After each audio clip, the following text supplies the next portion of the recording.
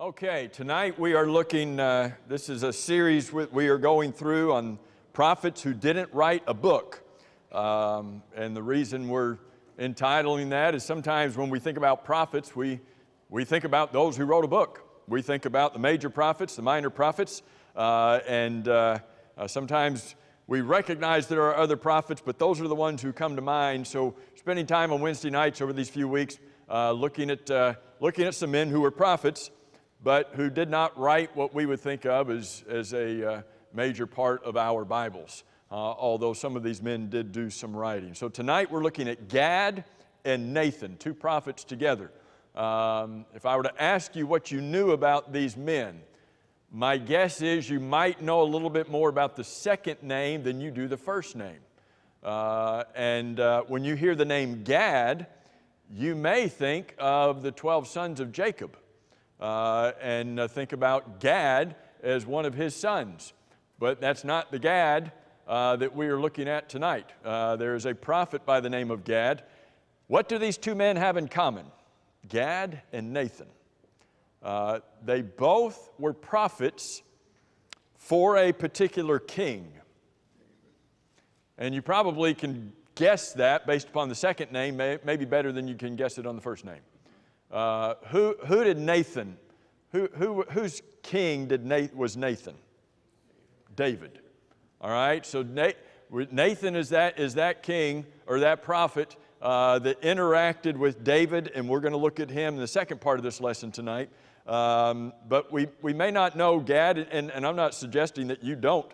Many of you are very good Bible students. There's just some names that don't stick as well as some other names, and sometimes some names, some people are not as well known as others. Is that true just in life in general?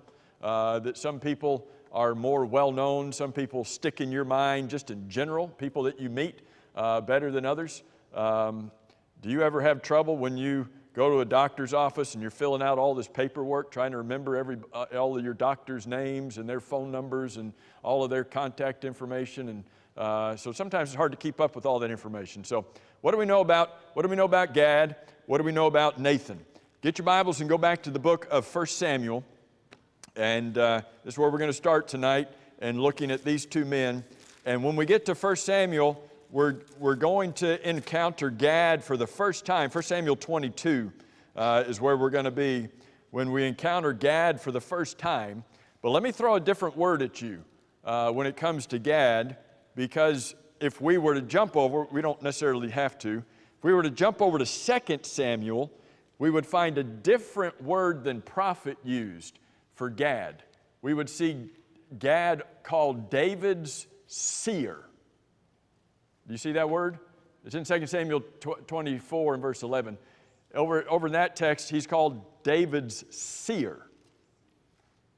What does that mean, a seer? Does that mean he burned the meat really good? He put a good sear on the meat? I mean, what does that mean? He's a seer. Okay. One thing we would think about is that he's somebody who could see into the future. And as a prophet, that's often the case, that a prophet was somebody who would often see things into the future that others could not see. This word, the first time we come across this word seer, 2 weeks ago, we didn't get to this point in the lesson 2 weeks ago, but we were studying about Samuel 2 weeks ago. And in 1 Samuel chapter 9 is the first time we come across this word seer as it is applied to Samuel. And so it's not intended to be a special word or a tricky word. It's more of an older term than prophet is. Prophet was kind of a newer term sometimes, but seer was kind of an older term that just meant somebody who was seeing things, maybe into the future or just even in the present, seeing things that other people could not see. Well, how could somebody see something that other people couldn't see? Is it because they had bifocals? Why? And here's the reason.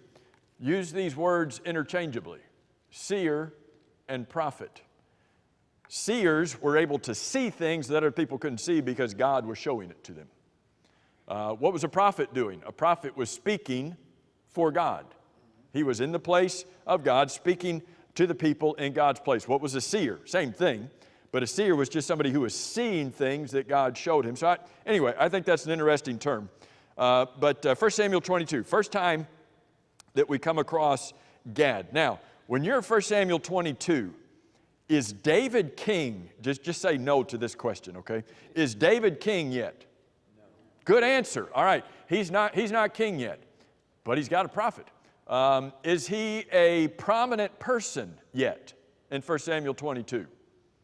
Prominent person? Oh yeah, prominent person. Is he gaining popularity in Israel? Yes. And by the time we get to 1 Samuel 22, has Saul, King Saul, has he already learned your kingdom's being taken away from you? It's not going to continue in your family. It's going to be, has that already occurred?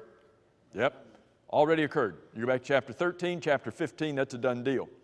You go back to chapter 17, and in chapter 17 is where we read about David and Goliath. Now, whether all of this is chronological is another issue, but when we get to this point, David is rising in the view of the people, and yet where is David in 1 Samuel 22? And let me ask you this question, and here's the answer, no. Is David in Jerusalem? No. Good answer. No, he's not in Jerusalem. Is he in Judah? Is he even in the realm of the land of God? No, he's not with God's people. Why?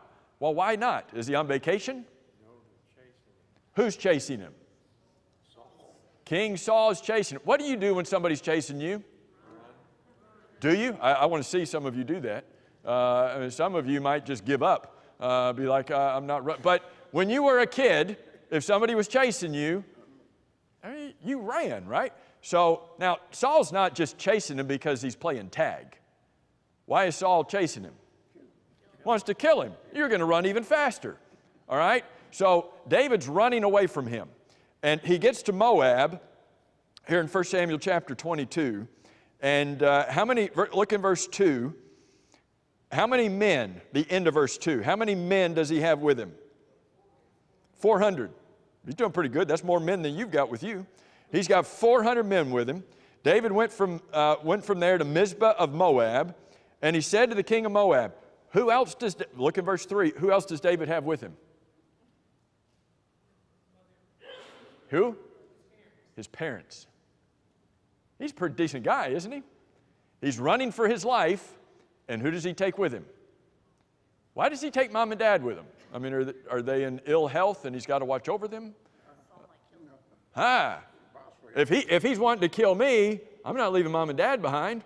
I mean, if he can't find me, what's he going to do? Well, next best thing, I'll kill mom and dad. Pretty good fella. He takes mom and dad with him. But David's on the run here, right? He can't stay in one place very long. So what does he ask the king about mom and dad? What does he want to do with mom and dad? Can I leave them here? So he leaves mom and dad. Can you imagine leaving your parents in a foreign nation with foreign people and a foreign leader? And that's better than leaving them at home. Wow. Okay. I'm not going to go there, but okay. Anyway, verse 4. He brought them before the king of Moab. They dwelt with him all the time that David was in the stronghold. Now the prophet, here's the first time we come across his name. Now the prophet Gad said to David, he just pops on the scene here. Prophet Gad pops on the scene and he says, do not stay in the stronghold, depart and go to the land of Judah. We don't know everything that's going on here. Why did Gad tell David, and the answer is we don't know all that's going on here. Why did Gad tell David to leave this place? Where's he going back to? You got to go back to Judah. You got to go back home. Where did Gad get this information, do you suppose? From God. What's he called? The prophet This isn't just some random guy coming to David and say, hey, you know, I've been looking at your war map here, and I think you're going to be safer over here. This isn't some random guy coming and talking to David. This is somebody who has some kind of strategy from God that's saying to David, this is what you need to do. Is there any application in that for us? Do we need to listen to the strategy that God gives to us for our lives and recognize that if we're not in a place that we need to be, that maybe we need to make some changes? Now, I want you to fast forward to 2 Samuel chapter 24. Here we are, 1 Samuel 22. Was David king yet? Not king yet. Fast forward all the way to the end of 2 Samuel. Is David king at the end of, say yes. Is David king at the end of 2 Samuel? Yes. All right. But what's happening with David? What's happening with his reign when we get to the end of 2 Samuel? His reign is coming to an end. Why?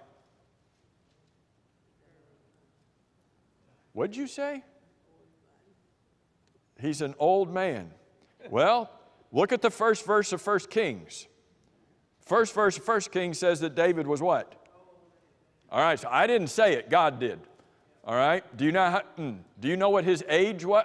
I didn't use the word. God did. Do you know what his age was at this point? He was 30 years old when he became king. How long did he reign? 40 years. 30 plus 40. 70. Okay, so God said that's that word. Okay? I didn't. Now, lifespan back in that day was a little bit different than it is in this day, right? Anyway, you get to 2 Samuel chapter 24. We're near the end of David's reign because in 1 Kings chapter 1, the very next chapter, we're going to get there hopefully, David installs Solomon in his place. But what is David going to do in 2 Samuel chapter 24? Maybe you've got a chapter heading. Tells you what he's going to do. He's going to take a census. He wants to know how many people he's got. From your knowledge of this chapter, is that a good thing for David to do or a not so good thing for David to do? Not so good. God told him don't count the people. Not so good. Not so good. In fact, when you get over to chapter, is it verse 11? Verse 10. Verse 10, David says, I have sinned. Verse 17, David says, I have sinned. Why would it have been a sin for David to count the people? God didn't want him to. There's your answer. Over in 1 Chronicles, if you were to look at the parallel, do you know that do you know how Matthew, Mark, Luke, and John have parallel passages? You know how that works, right?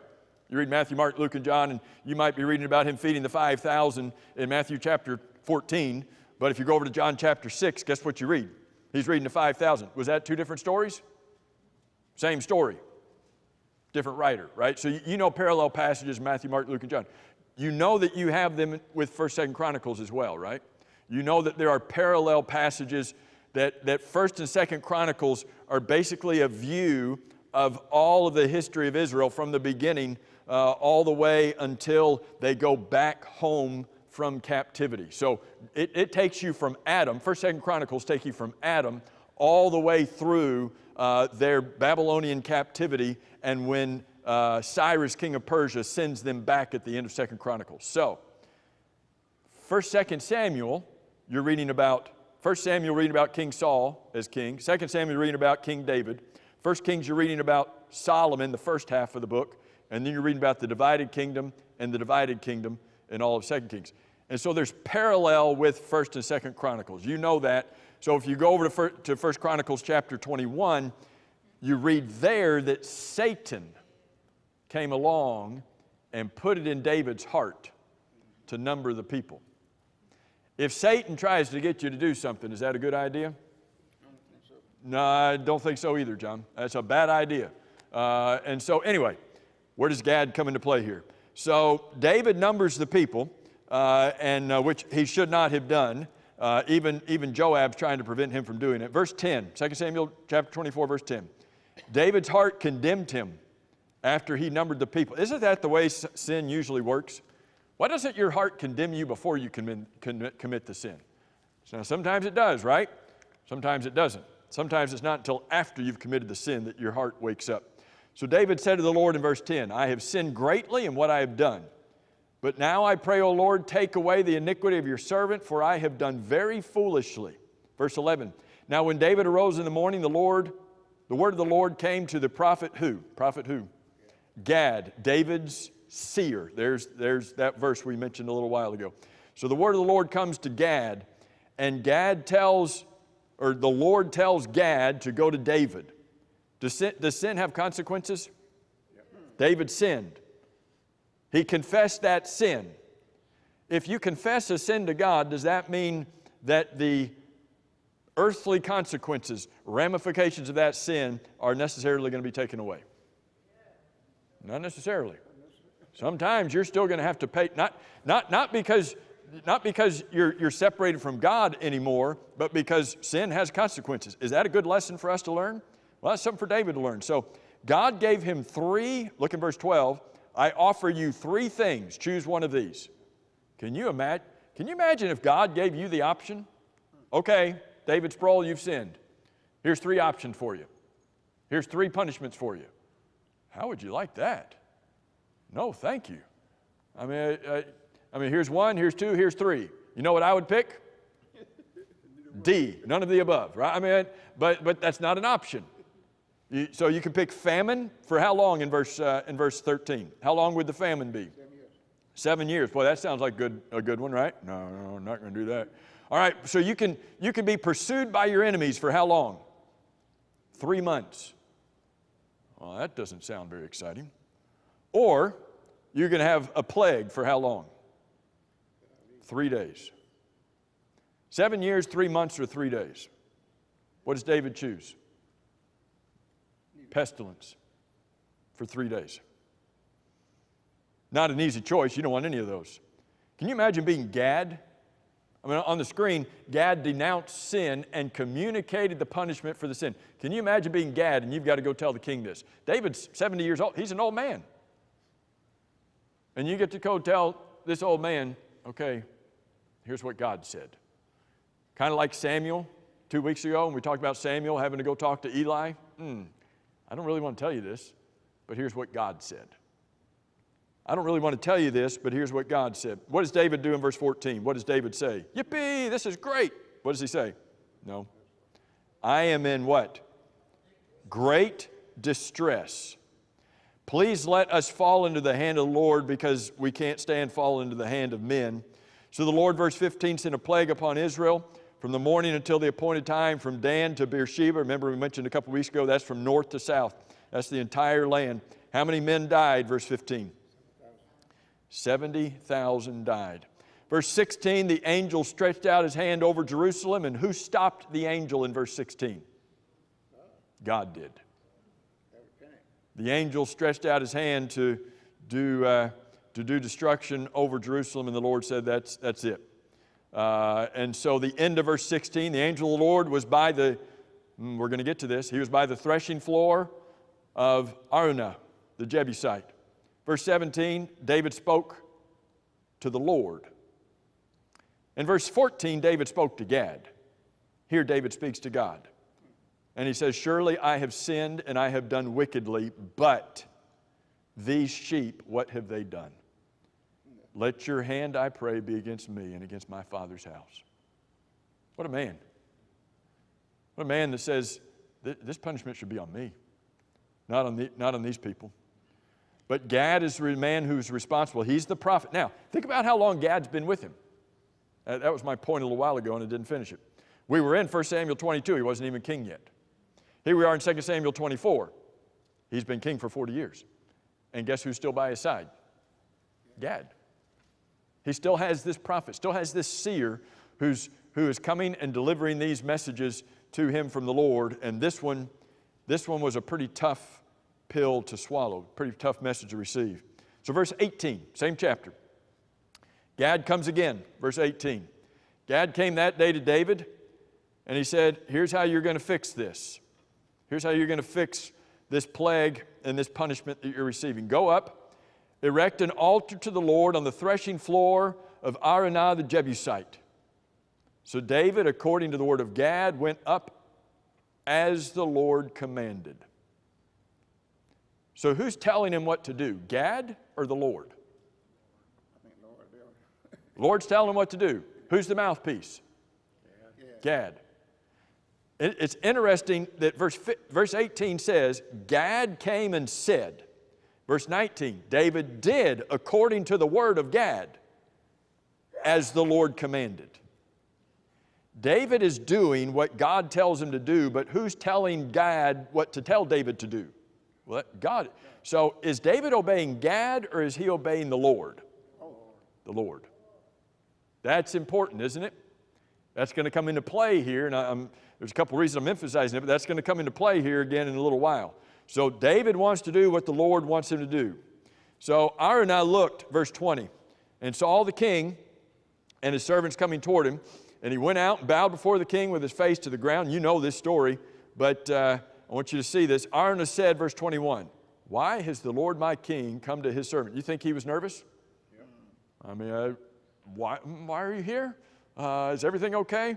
And David said, I've come to buy your threshing floor and to build an altar to the Lord, that the plague may be withdrawn from the people. So Araunah said, let the Lord my king take and offer whatever seems good to him. Look, here are oxen for burnt offering, and threshing implements, and the yokes of the oxen for wood. Here all of these things, verse 23. Araunah, he's talking about himself in the third person, has given to the king. These are yours, take them. And he said to the king, may the Lord your God accept you. You would have done that, wouldn't you? King comes, wants the threshing floor, wants to build an altar to sacrifice to God. What would you charge the king? Be like, all right, I can charge you whatever I want, right? Or are you going to say, it's yours? You take what you want. You know what David says, one of the greatest lines in all the Bible, verse 24. No, but I will surely buy it from you for a price. Nor will I offer burnt offerings to the Lord my God with that which costs me nothing. Isn't that interesting? He's getting ready to make a sacrifice to his God. You're right, John, it is heavy. Wouldn't that be easy? I mean, if you're walking in here on a Sunday morning, and most of you do it electronically now, I know, but imagine back in the day, you're walking in here on Sunday morning, and you were planning to put $50 in the plate. And somebody met you at the door and said, hey, here's $50. Would you like this to put in the plate to the Lord today? Wow, I got off today. This guy gives me $50. I walk in here, drop in the back to $50. I gave $50 to the Lord. No problem, no foul. I'm out of here. And I still got my $50 in my pocket. Isn't that similar? I mean, it's a freebie, right? That's awesome. God, because God still got his money. Is God interested in the $50? No. Nope. He's interested in you. And you didn't give anything. In that scenario, you didn't give anything. You just transferred it from one place to another. David says, I'm not going to do that. It's got to cost me. It's got to come from me. You giving it to me to give to God, I'm just the middleman. That's nothing. So David bought the threshing floor at the end of verse 24, and he bought the oxen. He built the altar. He offered the burnt offering, the peace offerings, and the Lord heeded the prayers for the land, and the plague was withdrawn from Israel. Who's the prophet who told him to do that? We run right over Gad. We know that whole story, but I'm not sure. If you had asked me who told David to do this, I would have had to think for a while to come up with Gad. Because that's, to me, it's not a major part. To me, the major part of the story is getting rid of the plague. It's not the guy who's doing the talking. But guess what? That's the whole point of a prophet, is for the story not to be about him. Point of the story of a prophet is, there's God, here's you, and I'm just the conduit to get the information to you. If the story's all about the prophet's got himself in the way. It shouldn't be about him. Guess what? That's what preaching is today. If it's all about the preacher, he's getting himself in the way. Because his job is just to say, here's what God says, and to get himself out of the way. Now, one little note here. Whose threshing floor was this? Araunah. The who? the Jebusite. Do you know what was eventually built at this location? The temple. David comes and buys this plot of land to offer a sacrifice to God. And David loved that place so much. You know what? We'll just build a temple here for God. Did David end up building the temple? Nope. Did not. Solomon did. But David helped to make those preparations. So here's Gad. Maybe somebody we don't know very well, but a man who stood in the gap between God and David to deliver different kinds of messages. Some of them were just military messages. Some of them were punishment. But some of them were, here's how you fix this. Here's how you fix this with God. Y'all got any thoughts? Any comments on Gad? John? I hear people say they think David did a lot of sin. He did major things, but David didn't do a lot of sin. And he repented for most of it. People say, oh, David did this and that. I don't say David did a lot of sin. He did about 3 or 4 major sins. Sin. But David, in a way, he repented. Right. People always say, oh, man, David, man, don't be that David. But David, Well, David didn't do a lot of sin. he did sin. And you know, whether we can count up his sins or not, David did sin. But what you're saying is the key about David. He's described as a man after God's own heart. Well, what kind of man after God's own heart sins? Well, guess what? We all do. So what could make a sinner like David to be called a man after God's own heart? Is the word that you were using. What did David do when he sinned? He repented. And so there was a change that came about in the heart, his heart, and that's when we read in verse 10, David's heart condemned him. Why did his heart condemn him? I've done wrong against my God. And he says very hard words, I've sinned. I've done this wrong. And so he's willing to do whatever he needs to do to fix it. Oh, here's an altar. No. I've got to show my God how much I have repented and how much my God means to me and what I'm willing to do for my God in order to make this right with him. What about Nathan? What do we know about Nathan? Now, what's interesting about Gad and about Nathan is that David's got more than one prophet in his pocket. All right? He's got more than one person who is a go-between between God and him. So come back, 2 Samuel, come back to chapter 7. And this is the first time in 2 Samuel chapter 7 that we're going to read about Nathan. And again, he just drops on the scene without really any introduction at all. He drops on the scene. So, 2 Samuel chapter 7, 2 Samuel chapter 6. You remember the story in 2 Samuel chapter 6? If I say the name Uzzah, remember the story about Uzzah? What was the deal with the story? What was happening in the story of Uzzah?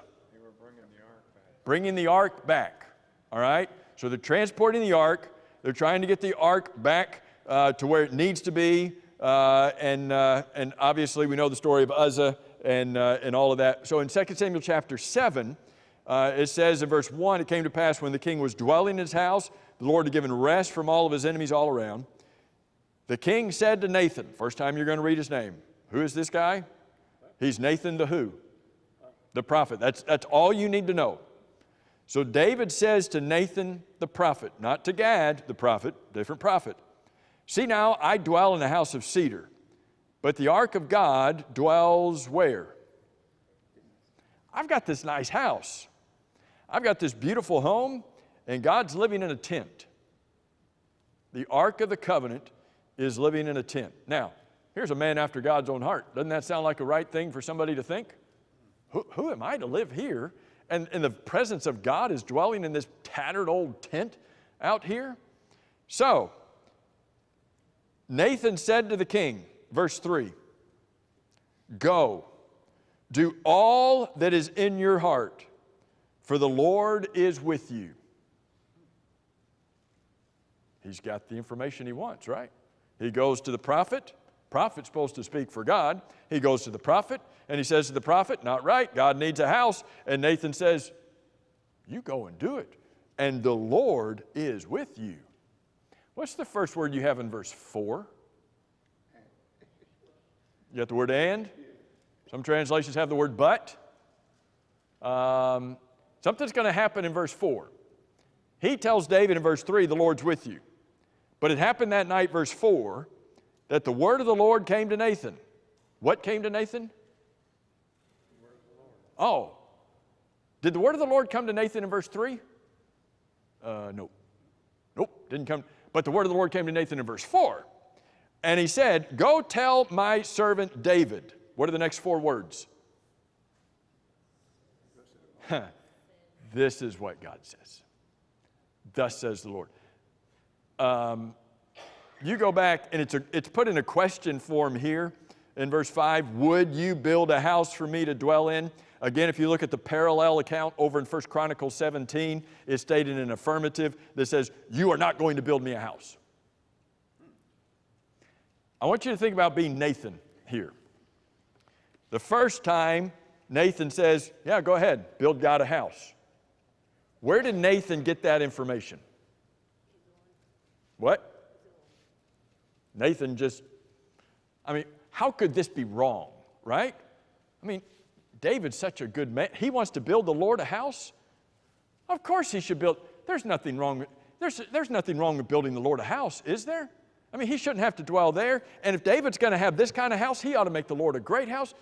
Absolutely, David, the Lord's with you. Feels right, doesn't it? What could be wrong with this? It's just a house after all. God could dwell there in this tent, or he could dwell. But it's still the presence of God. What does it matter where he dwells? What does the Lord come to Nathan and say? You messed up, buddy. You go back to David with your tail between your legs and you say, oh, here's actually what the Lord says. When a prophet spoke, were they infallible? When a prophet opened his mouth, was he always saying what God wanted him to say? Well, how do you, boy, that's, but if a prophet said it, right? Put it in today's terminology. My preacher told me this. My preacher said this wasn't that big of a deal. My preacher said, as long as you're worshiping God and it's coming from your heart, then do whatever feels right in your heart. But as long as you're praising God, then you can't say one method of worship is wrong and the other method of worship is right. That happened today? Yep. Preacher says this, a preacher says that, says this. Well, they know, right? They spend time in the book, right? They speak for God, right? Isn't it interesting, the very first time we're introduced to the prophet Nathan, he's not speaking for the Lord, but he says he is. What do we need to do? Well, the lesson there is obvious, but what do we take from that? What application should we make from that?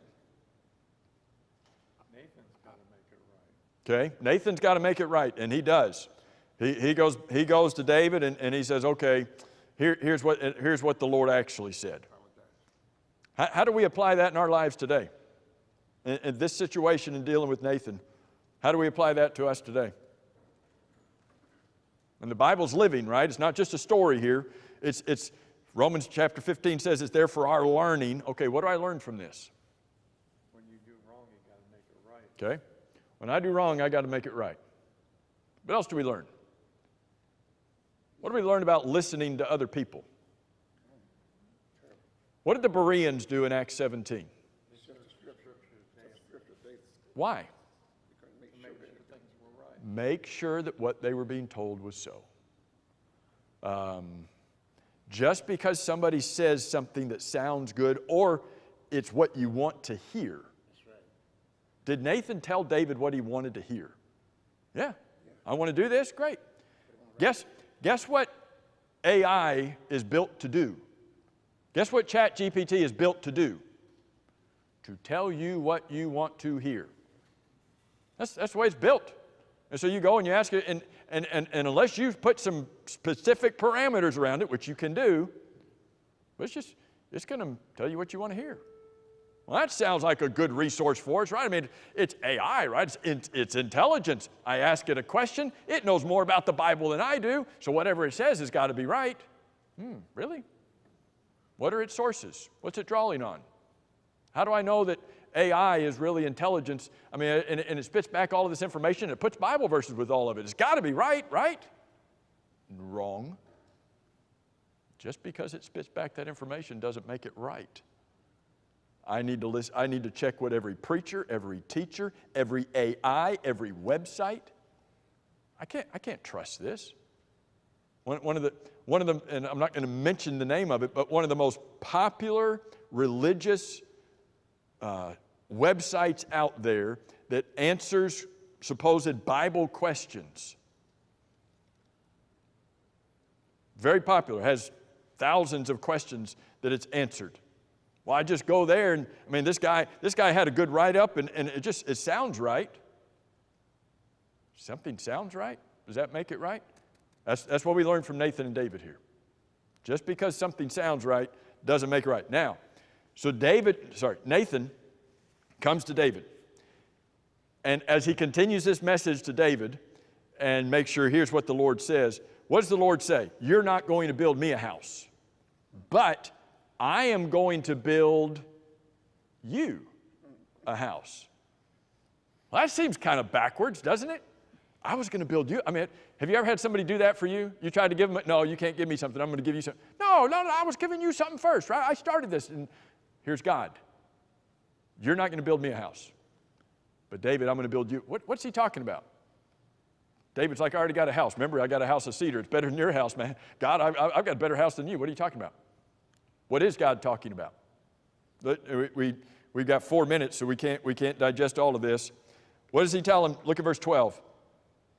When your days are fulfilled and you rest with your fathers. That's a nice way of saying what? You're going to die. When you're dead. All right, so I'm going to do something for you when you're dead. Oh, thanks. That's great. I will set up your seed after you who will come from your body, and I will establish his kingdom. He shall build a house for my name, and I will establish the throne of his kingdom for how long? Forever. Look at verse 16. God is talking to David. Your house and your kingdom shall be established forever before you. Your throne shall be established, forever. What's he talking about? He's talking about Jesus. What house, what kingdom was Jesus going to come and set up? The church. When Jesus is going to be born to Mary in Luke chapter 1, verses 31, 32, and 33, guess what God quotes to Mary in Luke chapter 1? What we just read right there. And it says, it's time. The Jews had been waiting for this for 1,000 years to be fulfilled. What was Jesus called repeatedly? Especially you read through the book of Matthew. What's he called repeatedly? The Son of David. Why was he called the Son of David? I mean, he's like ancient, great grandson of David. Because he's the guy that they've been waiting for. They were waiting for this to be fulfilled. And who said this? Nathan did. Nathan, who first made a mistake, now comes and makes a prophecy that the Jews hung on to for 1,000 years. And were waiting for it to be fulfilled. And it was fulfilled. It was fulfilled when Jesus came. Now, we have a minute. Nathan is most famous in chapter 12. Most famous in chapter 12. You read about David and Bathsheba in chapter 11. Can you imagine being Nathan and you've got to go confront David about his sin? Can you imagine being Ananias and you got to go talk to Saul of Tarsus about the gospel? Here's Nathan and he's got the job. You go talk to the king. Yeah, he's committed adultery. Yes, he did already kill one man, Uriah. And yes, you go talk to him and you convince him that he's living in sin. Did David listen right away? It took a while to get through to him. But Nathan is the man who came and talked to David. Think about this. One prophet, Gad, comes to David. You've sinned in numbering the people. Another prophet, Nathan, comes to David. You've sinned. And you think it's mainly with Bathsheba? Mainly what God talks about is what he did to Uriah. And you read Matthew chapter 1 in the genealogy of Jesus, and guess who shows up there? Uriah.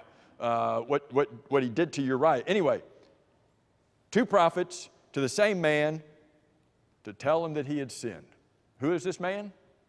David. Man after God's own heart. But how did David respond in both cases? I've sinned. I've done wrong, and he wants to make it right with God. Boy, I should have left our times at the same time slots, David. I shouldn't have given us 40. Anyway, all right, so a lot there. Read chapter 12. It's a fun chapter. Thank you all very much for being here tonight.